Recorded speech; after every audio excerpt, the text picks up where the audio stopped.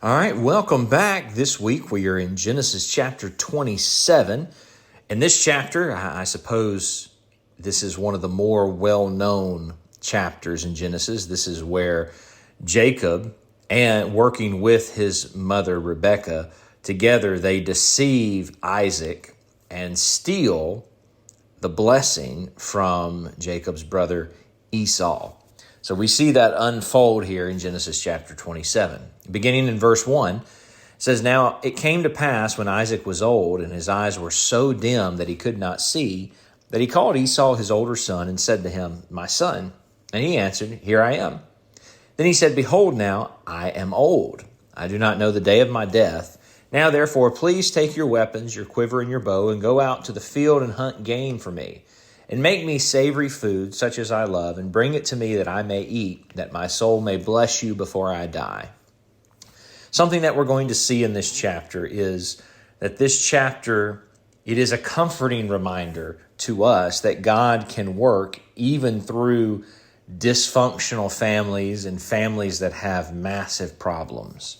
Their example reminds us also not to misplace our trust in this life, even during the middle of family troubles.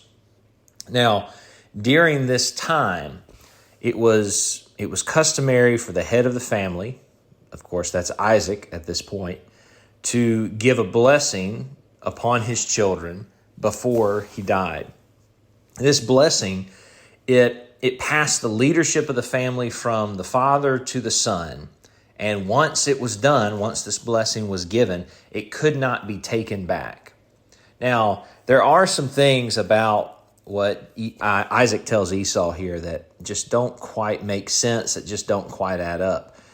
For one, this blessing, this was supposed to be a public act that required witnesses. Why does it seem like Isaac wants Esau to keep this private? It doesn't quite make sense. Also, why does it seem that this was supposed to be a secret from even Rebekah and Jacob? So not only is this like a very private thing from maybe, say, other people, but even within the family, Isaac is trying to keep this a secret, it seems. Also, would this blessing go against God's prophecy, the prophecy of God? Back in Genesis 25, verse 23, God had said that the younger would serve the older, or the older would serve the younger. Jacob, being the younger, would be served by Esau. So Isaac, sometimes we just see him as an innocent victim in this chapter. And while he's certainly taken advantage of, there are several things he does here at the beginning that just don't quite make sense. They don't quite add up. So that's something to keep in mind as we read this chapter. It says, "Now Rebekah was listening when Isaac spoke to Esau his son. And Esau went to the field to hunt game and to bring it. So Rebekah spoke to Jacob her son, saying, 'Indeed, I heard your father speak to Esau your brother, saying, Bring me game and make savory food for me, that I may eat it and bless you in the presence of the Lord before my death. Now, therefore, my son, obey my voice according to what I command you.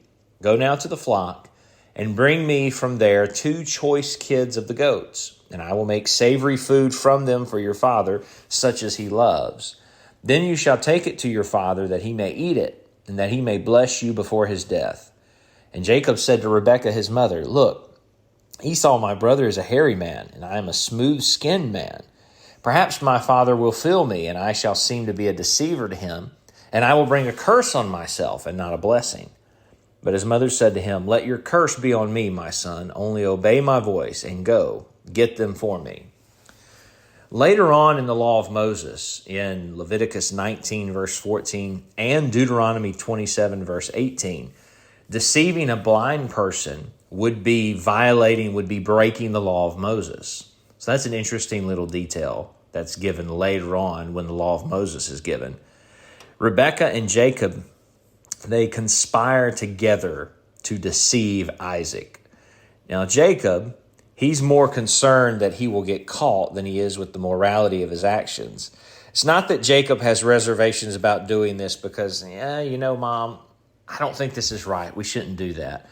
That's not why he's cautious here. That's not what his concerns are. Jacob's concerns are, hey, I'm going to get caught, and then the consequences are going to be severe. So Jacob's only concern is, I'm going to get caught if I do this. Rebekah here takes the lead role, although both Rebekah and Jacob are to blame for this. She commands Jacob in Genesis 27, verse 8, to obey her. So Rebekah is certainly the lead, the kind of the mastermind of this, but Jacob is absolutely to blame as well for what takes place after this. And so he listens, and he went and got them and brought them to his mother, and his mother made savory food such as his father loved. Then Rebekah took the choice clothes of her elder son Esau, which were with her in the house, and put them on Jacob, her younger son. And she put the skins of the kids of the goats on his hands and on the smooth part of his neck. Then she gave the savory food and the bread which she had prepared into the hand of her son Jacob. Now, perhaps she is just acting consistently with what God had told her before the boys were born. She also knew that the older would serve the younger, that in this case Esau would end up serving Jacob. But God did not need or require his people to behave immorally in order to accomplish his will or for him to keep his promises. So she knows the promise, and maybe that's her motivation for doing this, but God doesn't need her to take matters into her own hands. We saw that turn out very poorly with Abraham and Sarah. Now Rebekah is doing the same thing. So she dresses Jacob up like Esau so that Isaac will think that Jacob is Esau. And so then Jacob goes to his father and he says, "My father." And he said, "Here I am. Who are you, my son?" Jacob said to his father, "I am Esau, your firstborn. I've done just as you told me. Please arise, sit and eat of my game that your soul may bless me." But Isaac said to his son, "How is it that you have found it so quickly, my son?" And he said, "Because the Lord your God brought it to me." Isaac said to Jacob, "Please come near that I may feel you, my son, whether you are really my son Esau or not." So Jacob went near to Isaac his father, and he felt him and said, "The voice is Jacob's voice, but the hands are the hands of Esau." And he did not recognize him, because his hands were hairy like his brother Esau's hands. So he blessed him. Then he said, "Are you really my son Esau?" And he said, "I am." And he said, "Bring it near to me, and I will eat of my son's game so that my soul may bless you." So he brought it near to him, and he ate, and he brought him wine, and he drank. And then his father Isaac said to him, "Come near now and kiss me, my son." And he came near and kissed him, and he smelled the smell of his clothing and blessed him and said, "Surely the smell of my son is like the smell of a field which the Lord has blessed. Therefore, may God give you of the dew of heaven, of the fatness of the earth, and plenty of grain and wine. Let people serve you and nations bow down to you. Be master over your brethren, and let your mother's sons bow down to you. Cursed be everyone who curses you, and blessed be those who bless you." Jacob, in responding to his father Isaac, he uses the covenant name, the Lord, but he uses it in a deceitful way. He also, in speaking to Isaac, he says, "The Lord your God." Something that's going to be very interesting to observe in Jacob's development is it's not going to be until after Jacob wrestles with God in Genesis 32. Not until after that does Jacob speak of the Lord as being his God. We'll see that in Genesis chapter 33, Genesis 28, verse 21. So it's going to be a while until Jacob comes to think of the Lord as his God, and not just the God of his grandfather Abraham and of his father Isaac, but his God. Isaac, as we turn our attention back to him, Isaac might be blind, and he might be growing old, and his senses may be dulled because of age, but he recognizes when Jacob comes that something is off. He's getting mixed signals here with his senses. His ears are telling him this is Jacob, but the touch said it's Esau. And then finally, the smell also said it's Esau. And ultimately, the majority won out. Isaac's eyesight is so bad that even up close, he can't make out whether it's Jacob or Esau. So Isaac maybe was able to see something, but he couldn't even tell when his son came close enough to kiss him which son it was. So if Isaac could see anything, it wasn't much of anything at all.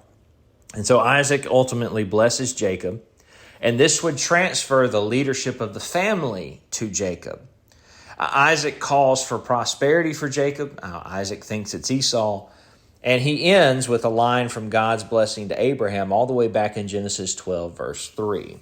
So the birthright is now Jacob's. That's the transfer of the family's wealth. But now also the blessing goes to Jacob. Well, this transfers the leadership of the family. So now the majority of Isaac's wealth is going to go to Jacob. And the leader of the family going forward after Isaac dies is going to also be Jacob. So after that, now it happened as soon as Isaac had finished blessing Jacob, and Jacob had scarcely gone out from the presence of Isaac his father, that Esau his brother came in from his hunting. He also had made savory food and brought it to his father, and said to his father, "Let my father arise and eat of his son's game, that your soul may bless me." And his father Isaac said to him, "Who are you?" So he said, "I'm your son, your firstborn, Esau." Then Isaac trembled exceedingly and said, "Who? Where is the one who hunted game and brought it to me? I ate all of it before you came, and I have blessed him, and indeed he shall be blessed." When Esau heard the words of his father, he cried with an exceedingly great and bitter cry, and said to his father, "Bless me also, O my father." But he said, "Your brother came with deceit and has taken away your blessing." And Esau said, "Is he not rightly named Jacob? For he has supplanted me these 2 times. He took away my birthright, and now look, he has taken away my blessing." And he said, "Have you not reserved a blessing for me?" Then Isaac answered and said to Esau, "Indeed, I have made him your master, and all his brethren I have given to him as servants. With grain and wine I have sustained him. What shall I do now for you, my son?" And Esau said to his father, "Have you only one blessing, my father? Bless me also, O my father." And Esau lifted up his voice and wept. So as soon as Jacob leaves, Esau enters. And Isaac realizes immediately what's happened, but there's no undoing what's been done. Once this blessing was given, there is no taking it back. It has been done. And Esau very angrily calls his brother basically a cheat and a fraud, which is an accurate assessment of Jacob up to this point. While Esau sold his birthright, he seems to have understood the importance of keeping the blessing. And he is utterly distraught when he realizes that Jacob has taken that from him as well. And so he's weeping, desiring a blessing from Isaac. And then Isaac his father answered and said to him, "Behold, your dwelling shall be of the fatness of the earth, and of the dew of heaven from above. By your sword you shall live, and you shall serve your brother. And it shall come to pass, when you become restless, that you shall break his yoke from your neck." So Esau hated Jacob because of the blessing with which his father blessed him. And Esau said in his heart, "The days of mourning for my father are at hand, and then I will kill my brother Jacob." So the only blessing that Isaac had for Esau was a blessing that resigned Esau to an inferior future compared to his brother. Now later on in Scripture, David, descendant of Jacob, brings the Edomites, the descendants of Esau, under his yoke, 2 Samuel 8, verse 14. But later on, they do rebel, and they set up their own king under the King Jehoram, or during the reign of King Jehoram, 2 Kings 8, verse 20 through 22. So this all comes to pass just as Isaac says. Now Esau, after hearing all this, he decides that the only way to set things right is to kill his brother when Isaac dies. Basically, what Esau's thinking is, Jacob has taken both the birthright and the blessing from me, so I'll just take them back. Now, Jacob stood no chance in a physical confrontation with Esau. Later on, when they're going to meet again in Genesis 32, verse 6 through 8, Jacob is absolutely terrified by Esau. And remember, Esau is he's the hunter. He's the guy, he's the man's man, the outdoorsman. Jacob is the more civilized one, we might say the bookworm. Jacob has no shot in beating Esau in a physical fight. Esau's going to win that because that's who Esau is. And so Rebekah knows what this means because she hears about the words of what Esau has said. The words of Esau, her older son, were told to Rebekah. So she sent and called Jacob, her younger son, and said to him, "Surely your brother Esau comforts himself concerning you by intending to kill you.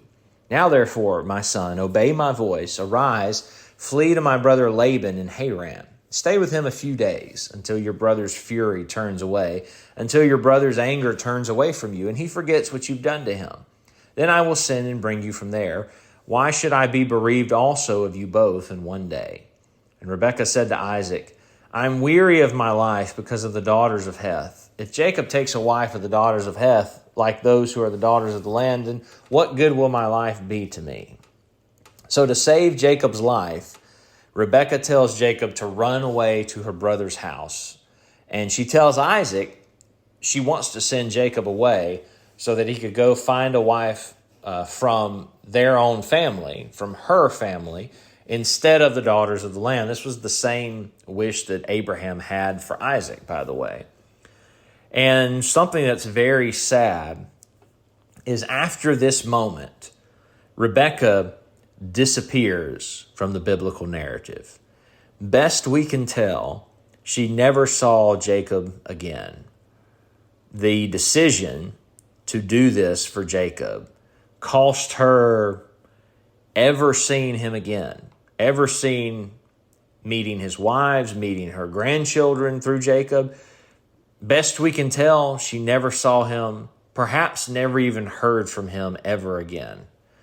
It's a terrible price to pay for deception and lies. Now, a couple lessons from Genesis chapter 27. It is better, first of all, it is better to trust God than to take matters into our own hands and do something we shouldn't do. Of course, that's always much easier said than done, but it's still what we should do. Proverbs chapter 3, verse 5 through 7. Lean not on your own understanding. Trust in the Lord with all your heart and lean not on your own understanding. Proverbs 3, verse 5 through 7. Here in this chapter, you see Rebekah and Jacob taking matters into their own hands and doing things they shouldn't be doing. And they paid a terrible price for that.